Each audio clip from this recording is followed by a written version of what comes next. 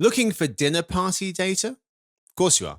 eMarketer's Chart of the Day delivers one chart each day to help you better understand trends across marketing, media, advertising, commerce, technology, finance, and more. Wow your boss or board with your industry know-how. Visit emarketer.com/newsletters to sign up today.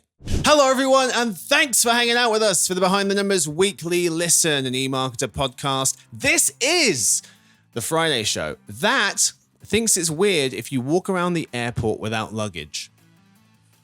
So here's what happened. I dropped a rental car off the other day. I was walking through the terminal to the train to get back home. I was just carrying a little bag of chips or crisps, as if that was all that I'd packed for vacation.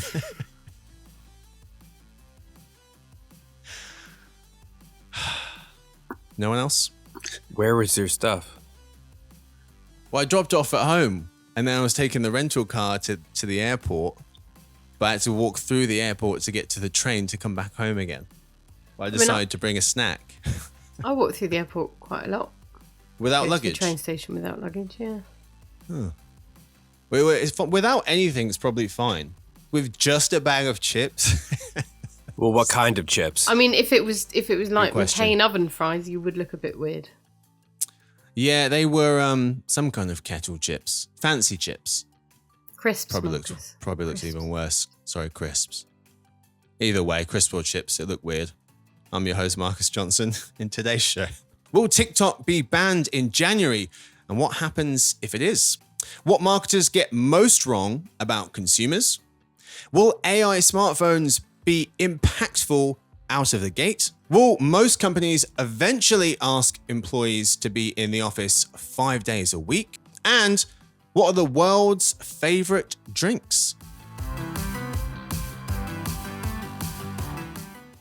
Join me for this episode. We have three people. Let's meet them. We start with our senior analyst covering everything retail and e-commerce based in New York. It's Blake Drosh.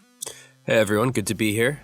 We also have someone with the same title and the same area of coverage, but they are based across the pond in the UK on the South Coast. It's Karina Perkins. Hi, Marcus. Thrilled to be back. Hello there. And based just down the road from her in England is our principal analyst who covers the UK. He's also the host of our Around the World Behind the Numbers show. It's, of course, Bill Fisher. Hello there. Hey, chap. So what do I have in store for you? We start with the story of the week. We have a debate in the middle, and we end with some random trivia. Let's get to it. We start, of course, with the story of the week. TikTok fights its ban in court. What happens if it is and isn't banned in America? Will TikTok be banned in January? That question is headed to court, writes Sapna Maheshwari of the New York Times. The short history: on April 24th, President Biden signed a bill requiring Chinese-owned TikTok parent ByteDance to sell to a US owner within a year or to shut down by January 19th of 2025. Why? Because the US is nervous that the Chinese government could use TikTok to access sensitive information about Americans or to use the app to spread propaganda. TikTok argues that banning the app violates Americans' First Amendment rights to free speech and says the government's national security concerns are, quote unquote, speculative. And the US government thinks it's not violating the First Amendment because it is targeting TikTok's control by a foreign adversary, it says, rather than protected speech on the app, and that users can use another app if they want to, another social app. Legal experts expect a decision around November-December time and are convinced the case will reach the Supreme Court.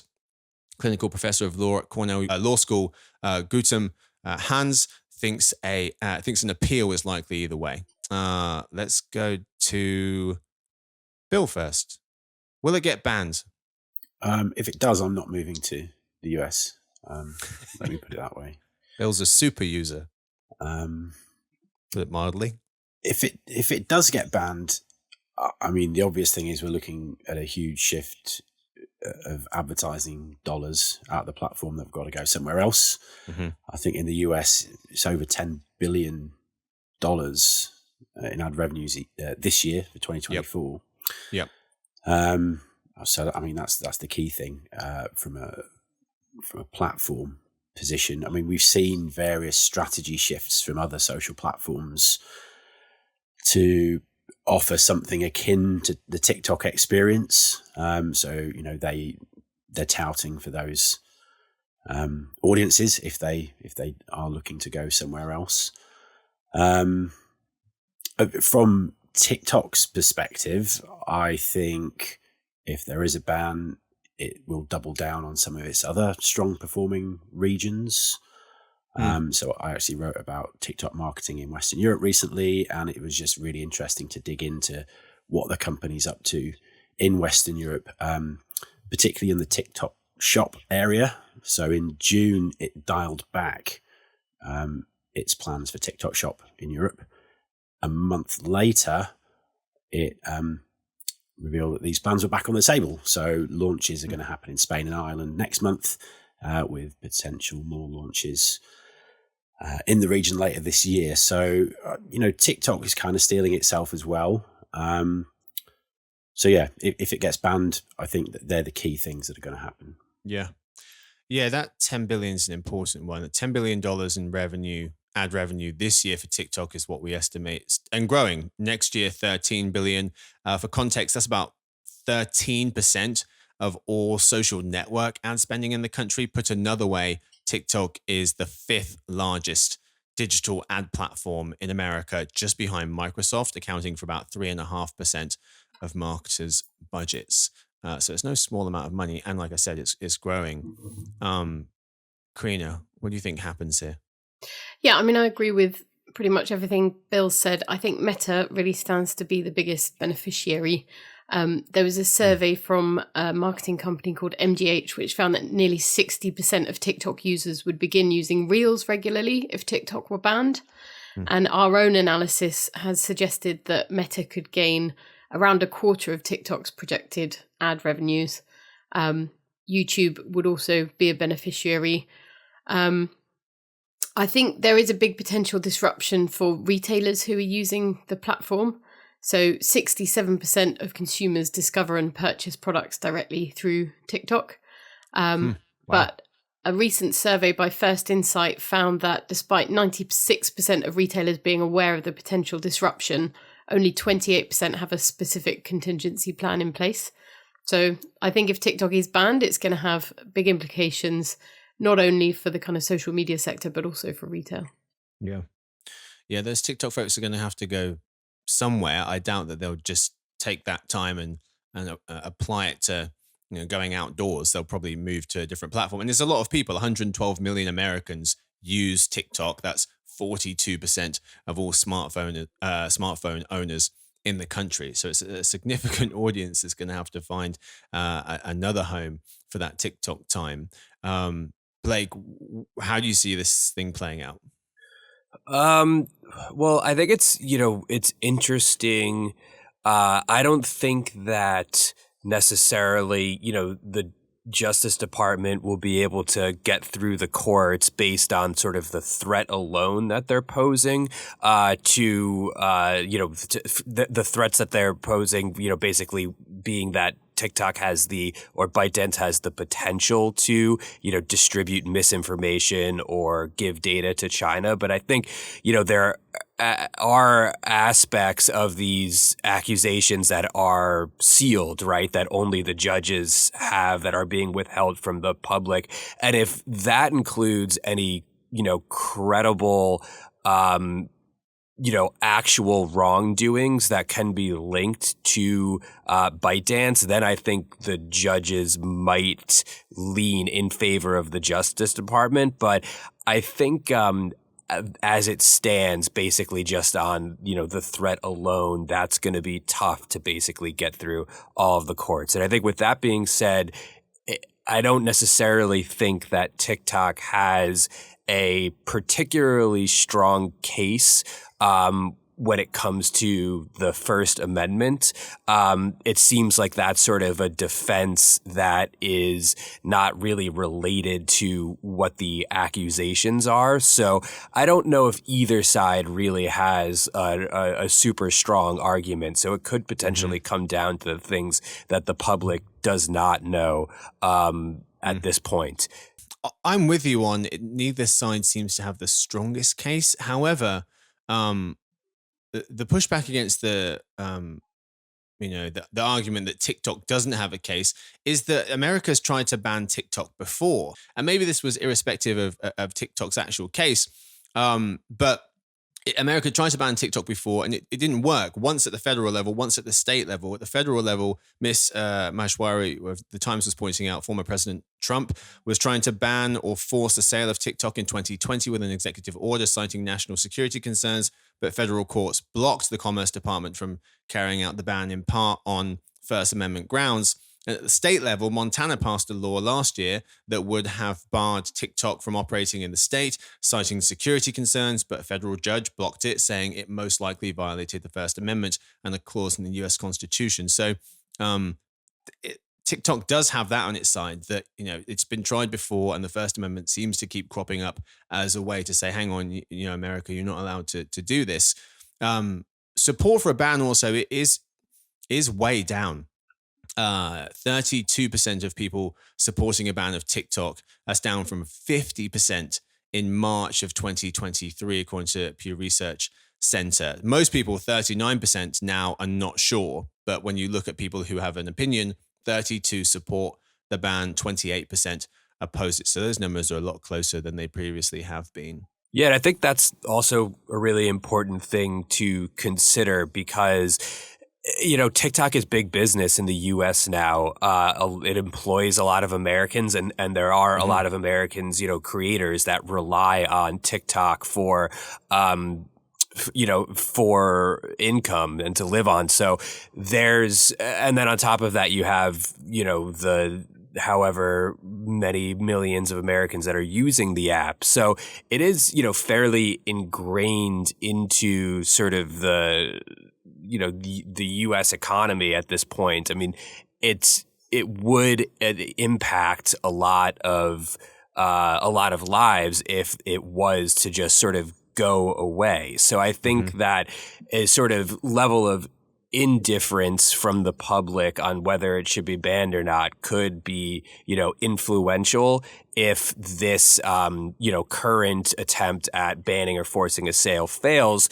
Whoever, is in the White House over the next couple of years is going to basically be faced with the decision of, is this worth continuing to battle against TikTok to try and get it banned, or is the, public opinion either pro TikTok or indifferent to the fact that it's really just not worth their time pursuing? Yeah, because the president can kick this can down the road. I think an extra 3 months past this January 19th deadline of sorts. So we'll see if they do that. Really quickly, before you finish the story of the week, we're talking about what happens if it does get banned. Lots of users having to find another platform, lots of advertisers having to reallocate dollars. But what happens if it doesn't? I was wondering if this encourages other foreign-owned social media and messaging apps to test out the US market. Because if it does get banned, maybe a lot of apps say, is it worth my time going to the US? Because if I get so big to a certain size, it's going to invite this this government scrutiny. It depends on obviously where, which country owns that app, because the relationship with China is kind of at the heart of this contention. All right, folks, that's all we've got time for the story of the week. We move now to the debate of the week. Today's segment, Make the Case, where our panel, Blake, Bill, and Karina, present the for and against arguments for each of the following questions based on 3 news stories. It's 2 contestants per question, and the gang are putting their personal feelings aside and offering objective analysis. Question 1, Bill against Blake. What marketers get most wrong about consumers? Marketers are not representative of the average consumer, according to a new report from iHeartMedia and Pushkin Industries, writes R. Daniel Konstantinovich. He notes that the research showed significant differences in priorities and lifestyles of marketers and the consumers they're trying to reach, which could explain why nearly half of consumers feel ignored by media and advertising. In one example, the report found that whilst most consumers think carefully about spending decisions beginning at $100, marketers apply the same scrutiny to themselves starting at $1,000. The question is, what do marketers get most wrong about consumers? Bill is going to argue what marketers get most wrong about consumers is geography/geo awareness. Bill, 60 seconds on the clock. Make the case. Okay, what I mean by this is that marketers are often located in commercial, cultural hubs, right? So taking the UK as an example, London is the epicenter of most agency, brand, any kind of marketer activity. London accounts for a little over 10% of the population. There are big cities around the rest of the UK, but London's the only megacity in the UK. Meanwhile, over a fifth of the UK population lives in rural areas. So marketers need to remember that the vast majority of the population see something entirely different when they step out the door than they do. And this needs to be reflected in campaigns, which it very often isn't.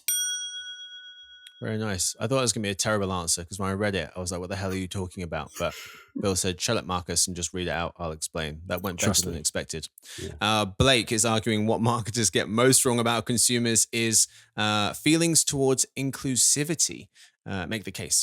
Yeah, I think there's this idea among marketers that there actually is a potential to improve representation. It's obviously something that's been talked about a lot over the last few years. You know, marketers and advertisers, as they know they have a problem. I think, the whole industry is aware of what Bill just mentioned.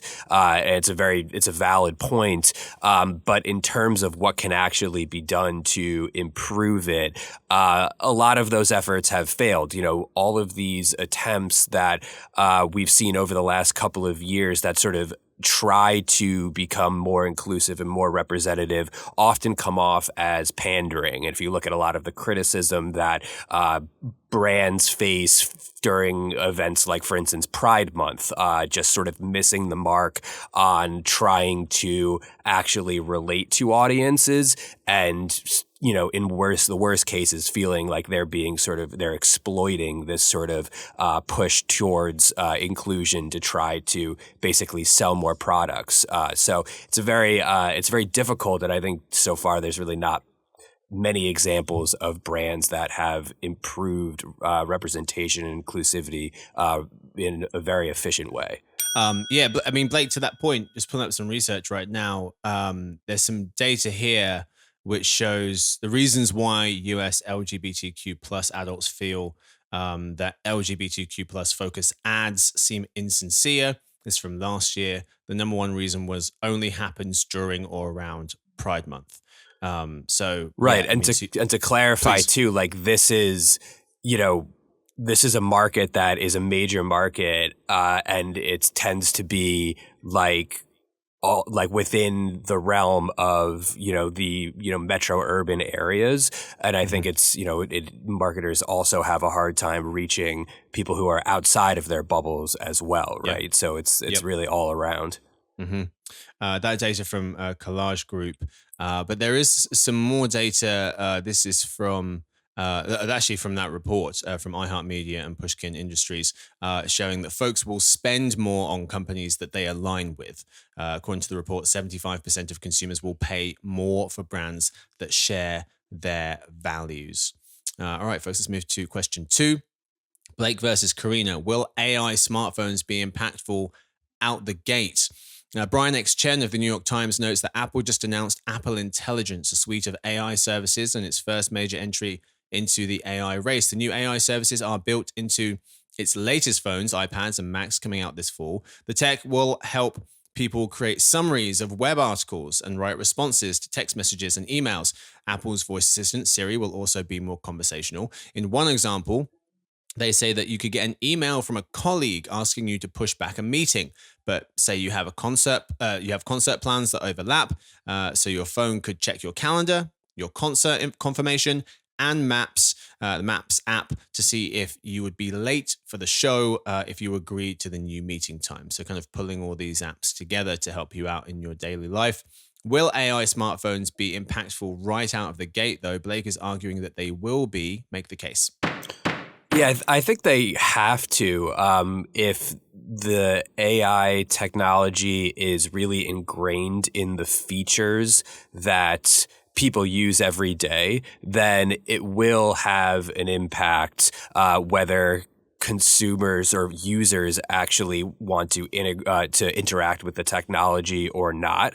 I think some of these sort of extreme examples, like the one that you just offered up, which is very specific, I think the technology's not actually there yet where that type of AI is going to be able to, serve that type of very specific utility in an efficient way right off the bat. But in terms of basically just improving the existing functions, such as, Siri or word choice recommendations, I think that AI is going to have a positive impact on that right out of the bat. And these are already tools that users are interacting with. So it will inevitably increase adoption of these types of AI technologies. Karina, arguing AI smartphones won't be impactful out of the gate. Make the case. Sure. And I came at this from a completely different angle, so I'm not actually really arguing against what Blake said at all. So I guess it depends what we're thinking about what it will be impactful on. Will it be impactful on consumer adoption of AI? Yes, I agree with Blake that it absolutely will be, because as he says, people who are using them will be interacting with AI whether or not they want to. I approach this more from, is it going to have any impact on phone sales and the companies selling them, because they're touting this as a kind of major feature. They're all shouting about it. And on that count, I don't think so much. I think that it will take a little while for consumers to really see AI as a priority in the phones that they're choosing. So I found a September 2025 Kantar survey that found only 6% of smartphone buyers said that AI was a key reason for choosing a phone. And a more recent CNET survey found only 18% of consumers say AI integrations are their main motivator for updating their phone, and only 6% would be willing to pay extra money for AI features. So I think that it will, as Blake said, inevitably have a bit of an impact. But what's a much bigger influence over choice of phone still is battery life, storage, and better camera features. Mm-hmm. To add some data to support what you were saying about how open consumers are to forking out for AI capabilities. They don't seem terribly sold on AI just yet. This chart here showing just 15% of consumers had a high inclination to buy a smartphone based on AI features. That's a recent survey from Canalys. The other problem here is that smartphone replacement cycles have gotten a lot longer. The time between replacing an iPhone has expanded to nearly 5 years, up from 3 in 2018, according to investment bank TD Securities. People used to fork out for larger screens, thinner screens, 5G phones when they came around. Will AI have the same impact? Remains to be seen. Another quick thing here as well from Mr. Chen of the New York Times, saying that this could be dicey for privacy-minded Apple as well. In this new paradigm, he says, your Windows computer will take a screenshot of everything you do every few seconds. An iPhone will stitch together information across many apps you use. And an Android phone can listen to a call in real time to alert you to a scam. And so Apple in particular needs to be careful, because being able to pull all these features together to make your lives easier is having to rely on a ton of data across your device. It is saying that most of that is stored on the device, but for some of the bigger projects that it's undertaking, it's going to have to pull stuff from a server. All right, folks, let's move to our final question here. Karina versus Bill. Question 3. Will most companies eventually ask employees to be in 5 days a week? So Amazon is making its employees come back to the office 5 days a week starting in early 2025, writes Jay Peters of The Verge, noting that employees have been required to work from the office 3 days per week for over a year now. Employees with an approved exception can remain remote. A Wall Street Journal piece points out that Amazon is joining a group of large companies like UPS, JP Morgan Chase, and Boeing that have called at least some of their workers back to the office full time. Amazon CEO Andy Jassy says, we've observed that it's easier for our teammates to learn, model, practice, and strengthen our culture. Collaborating, brainstorming, and inventing are simpler and more effective. Teaching and learning from one another are more seamless, and teams tend to be better connected to one another. So that's why they're doing it, apparently. Will most companies eventually ask employees to be in 5 days a week? Karina is arguing that most companies will eventually ask everyone to be in 5 days a week? Make the case. Sure. So according to Virgin Media's Movers Index, 40% of companies returned to a 5-day week in the office last year. And a recent survey by KPMG found 64% of CEOs globally, and that 63% of those in the UK predict a return to in-office working full-time by 2026. So that's what I'm going to base my entire argument on. Having said that, I do think that there will be plenty of companies that don't mandate a 5-day return to office, particularly those that were kind of operating remote working ahead of the pandemic and potentially have workforces that are quite spread out. And I think that those that do mandate a 5-day week are going to face a big backlash from workers because of the sort of expensive commuting. And I found a Bloomberg intelligence survey that said 73% of workers in London say they would leave their job if they were no longer able to work from home at some point during the week. So I think that was quite staggering. I mean, you said backlash because of the expensive commuting. Amazon has asked folks to relocate as well. Last year, the company told many employees that they would have to relocate to what they call main hub locations, like their Seattle headquarters or offices in New York and San Francisco. Bill's arguing most companies won't eventually ask employees to be in 5 days a week. Make the case. Well, Karina had some pretty damning numbers there. Let's sort of blow the argument out of the water, right? It sounds, whatever it was, 60-some%. 64. 64%. Okay. I suppose technically that is a majority. Is it most? I'm going on semantics. I'm going to say no. Most won't mandate this. I think there is a caveat though. I think for some companies and employees within certain companies, I think it might make sense to come in 5 days a week. But I just think we've moved beyond this very rigid and quite frankly discriminatory days of old. So there will be some employees, incredibly good employees, who firms would likely lose if they were to mandate this requirement for 5 days in the office. I think the flexibility afforded to new parents, for example, one example, means that companies can retain that talent and still get the same output. I mean, there are numbers that point to the fact that companies are more productive when people aren't having to do the commute every day, for example. So, Amazon mentioned approved exceptions. I think those exceptions could actually turn out to be quite large.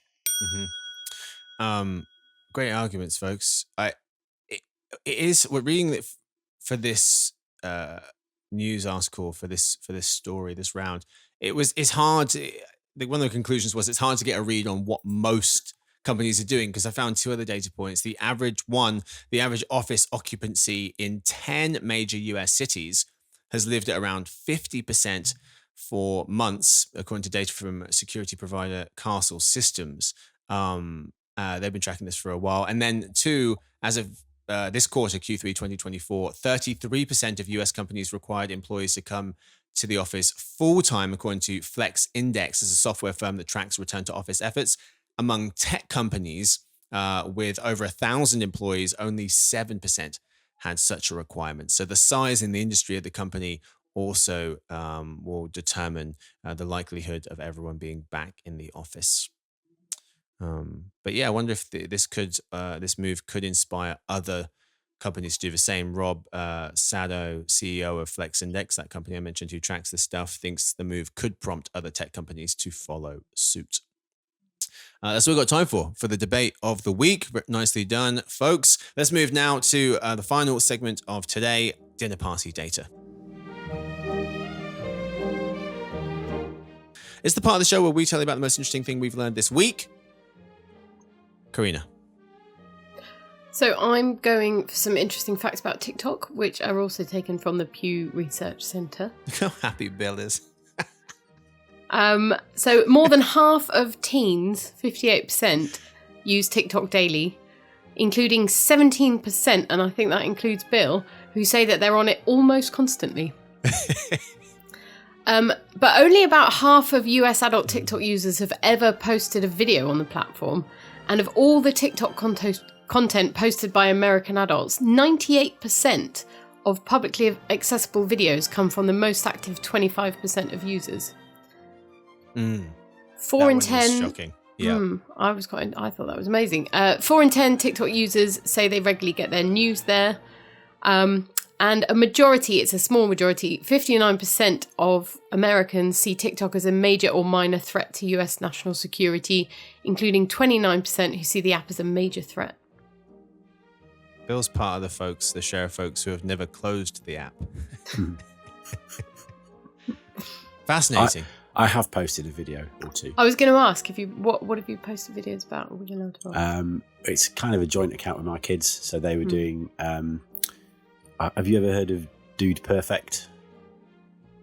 They're sort of a group of influencers that do these highly improbable feats. You know, like they'll try and throw a frisbee from 500 meters away from a letterbox and get it through, that kind of thing. So we've had a couple of tries of one of those. I've got an excellent video of my son on a trampoline doing a somersault and throwing a basketball into the hoop from about 15, 20 meters away. Wow. Yeah. Did you get it in? You said throwing it. Yeah, you got it in. Yeah. Oh, just throwing it at it. Wouldn't be that impressive. No. I'm sure we could all try and fail. Yeah. Bill's voice in the background. Good job, son. Good effort. Very nice. Let's move to Blake. So also semi-related to today's discussion about returning to work, some interesting data from YouGov about suit ownership and how often Americans are wearing suits these days. So 44% of U.S. adult citizens say that they've never worn a suit. About 10% say that they'll wear a suit once a year, and 16% say that they wear a suit less often than once per year. Obviously, the numbers for wearing suits is slightly higher among men than it is among women. Most American men own at least one suit. 33% of American men don't own a suit at all. So if the return to work trend continues, you'll probably see those numbers go up a little bit. But then again, most people do not wear, formal attire to work anymore. According to the survey, 47% wear business casual clothes to work. But an equal percentage, another 47%, will also wear casual street clothes to work, whereas just 22% will wear business professional clothes. Wonder what the limit is. What can you wear before you get fired? Like sweatpants? Marcus was always pretty casual around the office when he did come in. I saw maybe one time he was wearing those sort of like old school pajamas and a cap, like kind of like he was, like out of a Dickens novel or something like that. It was weird. It was also very late at night. I thought maybe he had been sleeping there. It was a weird situation. It felt right. Very good. Let's go to Bill. Okay, I'll round this out because my story kind of relates to the final thing we spoke about, which was AI. Nice. So we've had TikTok and wearing suits in offices. Have we ever heard of a lipogram? Anyone know what a lipogram is? Okay, so this is a form of writing where a letter or letters are omitted. And in 1939, a chap called Ernest Vincent Wright produced the most famous lipogram. It was a 50,000-word novel called Gadsby, and it does not contain the letter E once, which is heard of this. Yeah, it's quite an achievement, right? Insane. It took him 5.5 months to write. As an amazing achievement as it was, I've attempted to read a bit, and it is awful. It's really difficult. But it did get me thinking. I thought, surely this is something that generative AI can produce easily. So I asked ChatGPT to write me a 500-word short story without using the letter E. There were 18 in the initial output. I told it got it wrong. Try again. This time it was only 183 words long and it contained 4 E's. I asked it again. This time it had 45 E's. ChatGPT cannot do a lipogram. So there you go. We beat generative AI when it comes to lipograms. Why did he do it though? What was he? Was it just like a happy accident? He's like, don't think I've used E in this. I Or think did he sit down and He- think, no, I'm going to No, use E? he, Forget he E. got quite a lot Sick of of E. coverage even before this published. So he obviously went out to make a little bit of a name for himself, I think. When was it published? 1939. Wow. Very nice. All right, folks.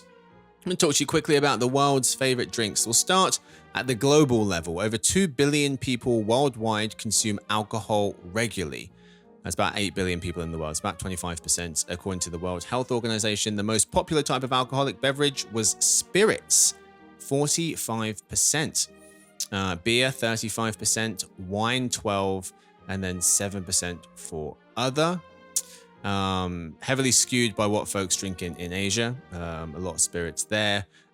In the Americas, it was over 50% beer, over 30% spirits, 14% wine. In Europe, it was 40% beer, and spirits and wine had about 30% each, according to a Bruno Venditti piece in Visual Capitalist. Top 5 selling beers in the US. Blake, can you guess one that's in the top 5? Modelo is the top selling beer in the U.S. Bang. Modelo Especial. Bud Light, Michelob Ultra, Coors Light, and Corona Extra, according to NIQ on March 2024. Top 5 selling beers in the UK from the same source. Bill and Karina, can you get one in the top 5 each? Heineken. No. No. Peroni? Wow. No. Guinness. Oh, goodness. Stella. Stella's number 1. Yes. Guinness, no. Stella, Bud, Carling, Foster's, and San Miguel, according to that same source. And then I've got for you the top 5 most popular beverage brands. Popular, this is, in the US, according to YouGov. Popular is defined as folks with a positive opinion of the brand. In the US, Coca-Cola. no. Dole, Lipton, 1 and 2. Tropicana and Welch's joint 3rd. And in joint 5th, there was quite a few folks. Ocean Spray, Canada Dry, 7-Up Sprite, Sunkist, Minute Maid, and Lipton Iced Tea.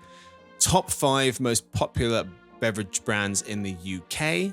This is brands. Guesses? Innocent? No. It's Coca-Cola. You guys have to get this one. Fanta. Otherwise, I'll be very disappointed. No. Come on. What's the best drink that we have to offer? Is it Twinings? No. There are 2 tea brands, though, in the top 5. Fridge? No? Unbelievable. Give me your passport. Send your passport to me. Unbelievable. Robinsons. Oh, yeah, okay. Squash. Orange squash. Robinsons, then it was Schweppes, PG Tips, and in joint 4th, Yorkshire Tea and Sprite. Bill, aren't you from Yorkshire? No. Okay, fair enough. I'm What from is? Lancashire. Can you explain to the audience Same thing. what Robinsons is? It's like a, what did you say, concentrate? Yeah. Fruit it's not- concentrate? a fruit and you mix it with concentrate water. drink. Yeah, 1 part juice and like 10 parts water. Whatever. So yeah. it actually interesting that in both the U.S. and the U.K. juices were way more popular than I would have thought. Yeah, a Sprite was the only one that made both lists across the countries, but yeah, Love so Sprite. disappointed in you two. Unbelievable. Well played, Blake. That's what we've got time for. For today's episode, thank you so much to my guests. Thank you to Blake. Always a pleasure. Thank you to Karina. Thanks, Marcus. Thank you to Bill. The Lancastrian, Bill. Thank you for having me. I knew that. I had no idea. Thank you to Victoria. She edits the show. Stuart runs the team. Sophie does our social media. Lance runs our video podcast. Thanks to everyone for listening in. We hope to see you on Monday for Prime Numbers Daily. That's an E-Marketer podcast. Happiest of weekends.